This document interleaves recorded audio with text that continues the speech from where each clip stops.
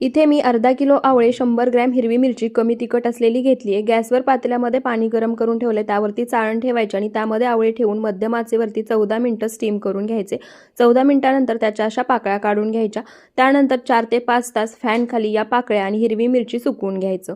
आवळे आणि हिरवी मिरची सुकते तोपर्यंत एका पॅनमध्ये स्क्रीनवर दिलं आहे ते सर्व साहित्य काढायचं आणि मंद आचेवरती फक्त गरम होईपर्यंत भाजून घ्यायचं. मिक्सरच्या भांड्यामध्ये काढून मिक्सर पल्स मोडमध्ये फिरवत जाडसर वाटून घ्यायचं. गॅसवर कढई गरम करायला ठेवली आहे. त्यामध्ये 2 वाटी इतकं तेल घालायचं. तेल कडकडीत गरम करून पूर्ण थंड करून घ्यायचं. त्यानंतर स्क्रीनवर दिलं आहे ते सर्व मसाले आणि तयार करून घेतलेला मसाला घालायचा, तेलामध्ये मिक्स करून घ्यायचा.